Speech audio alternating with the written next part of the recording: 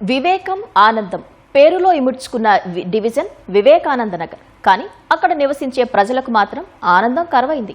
ఎన్నో ఏళ్ల నుంచి సమస్యలతో సావాసం చేస్తున్నారు.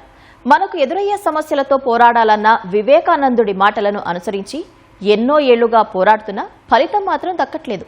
దెబ్బతిన్న రహదారులు, పొంగుతున్న డ్రైనేజీలు, పేరుకుపోయిన చెత్తా చెదారంతో ప్రజలు అవస్థలు పడుతున్నారు.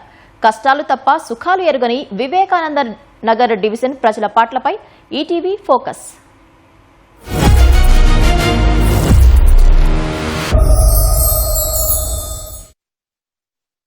అభివృద్ధిలో దూసుకుపోతున్న కూకట్పల్లి నియోజకవర్గంలోనే ఉంది వివేకానంద నగర్ డివిజన్. సాధారణంగా దూరం నుంచి వెళ్లి చూస్తే ఆధునిక హంగులు, సౌకర్యాలు ఉన్నట్టే కనిపిస్తుంది. వెలుగు జిలుగుల మధ్య అలరారుతూ కనిపిస్తుంది. కానీ ఆ వెలుగుల వెనకే ఎన్నో సమస్యలతో సతమతమవుతోంది. ప్రధాన రహదారుల వెంట కనిపించే సౌకర్యాలు, వెలుగులు తమ కాలనీల్లో మాత్రం లేవంటున్నారు స్థానికులు. ఒక్కో కాలనీ వాసులు ఒక్కో సమస్య చెబుతున్నారు. సరైన మౌలిక వసతులు లేక ఇబ్బందులు ఎదుర్కొంటున్నామని అంటున్నారు.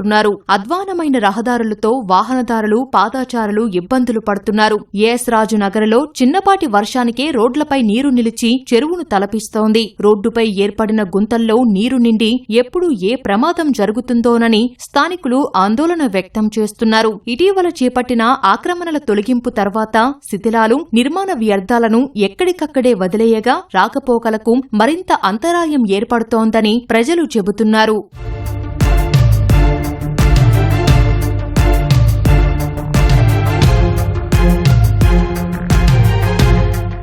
సుమిత్రనగర్ సహా పలు కాలనీల్లో డ్రైనేజీ వ్యవస్థ సక్రమంగా లేనందున మురుగునీరు పొంగిపొర్లి రోడ్లపైకి వస్తోంది. ఫలితంగా దుర్వాసన వ్యాపించడమే కాకుండా దోమల బెడద పెరిగి సీజనల్ వ్యాధులు ప్రబలే ప్రమాదముందని ప్రజలు ఆందోళన వ్యక్తం చేస్తున్నారు. డ్రైనేజీలు పొంగి పొర్లిపోతున్నాయి. రోడ్లు ఎక్కడ పడితే అక్కడ గుంతలు ఉండిపోతున్నాయి. ఫ్యామిలీతో ఎక్కడికైనా బైక్ పైన వెళ్ళినా కానీ కింద పడిపోతున్నారు. గుంతలలో ఏదైనా తీసుకెళ్లాలన్న కష్టంగా ఉంది. ఎక్కడ పడితే అక్కడ జామ్ అయిపోతుంది. వాటర్ కూడా అక్కడ గుంతుందో ఏదో తెలియట్లేదు. వెళ్ళేటప్పుడు దాంట్లో గుంతలో బండి పడిపోతుంది. జనాలు నడుచుకుంటూ వాకింగ్ చేసుకుంటూ వెళ్తుంటే దాంట్లో పడిపోతారు. అక్కడ గుంతుందో కనపడట్లేదు కూడా ఇక్కడ. దానివల్ల చాలా సమస్యలు అవుతున్నాయి. జిహెచ్ఎంసీ వాళ్ళు కానీ ఎవరు కానీ ఇక్కడ చర్యలు తీసుకోవట్లేదు. ఇక్కడ భూగర్భ జలాలు అడుగంటి నీటి కోసం ప్రజలు తీవ్ర అవస్థలు పడుతున్నారు. బోర్ల నుంచి నీరు రాక ట్యాంకర్లతో తెప్పించుకుందామనుకుంటే అవి సరైన సమయానికి రావడం లేదని ప్రజలు వాపోతున్నారు. ఇలా ఉంటే సమయానికి పనులకు ఎలా వెళ్లాలని ప్రశ్నిస్తున్నారు. అంతేకాకుండా డిమాండ్ పెరిగి ట్యాంకర్ల ధరలు పెంచేస్తున్నారని డివిజన్ ప్రజలు చెబుతున్నారు. నీటిని సంరక్షించుకోవడం కోసం తీసుకోవాల్సిన చర్యలు ప్రభుత్వం తీసుకోవడం లేదు. అది తీసుకుంటే బాగుంటుంది. ఈ మంజీరా వాటర్ గానీ, కృష్ణా వాటర్ గానీ ట్యాంకర్లు సప్లై చేస్తున్నారు. అవన్నీ కూడా బ్లాక్ లో వాళ్ళకి కావాల్సిన వాళ్ళకి అమ్మేసుకుంటున్నారు.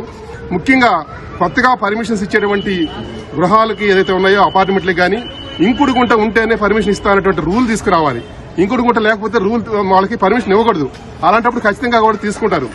వస్తున్న వాటర్ ట్యాంకర్లు కూడా ఇమీడియట్ గా రావట్లేదు. వాళ్ళు ఏం చెప్తున్నారు, జలమండలు కావాల్సినంత వాటర్ ఉన్నది, మీకు ఎలాంటి అసౌకర్యం ఉన్నా మాకు తెలియజెప్తే మా పై అధికారికి చెప్పమంటున్నారు. మరి ఈ ప్రభుత్వంలో ఈ నీటి కొరత దేని వలన వస్తుందో, ఎందుకు వస్తుందో మాకైతే అర్థం కాలేదు. గత ప్రభుత్వం మాత్రం మంచి వాటర్ వచ్చేది. దయచేసి పై అధికారులు మాకు నీటి ఎద్దడి లేకుండా చూడాలని కోరుతున్నారు. అధికారులు పట్టించుకుని రహదారుల మరమ్మతులు, డ్రైనేజీ వ్యవస్థ మెరుగుపరచాలని వివేకానంద నగర్ డివిజన్ ప్రజలు కోరుతున్నారు. ఆక్రమణల శిథిలాలను వెంటనే తొలగించి మౌలిక వసతులను అభివృద్ధి చేయాలని కోరుతున్నారు.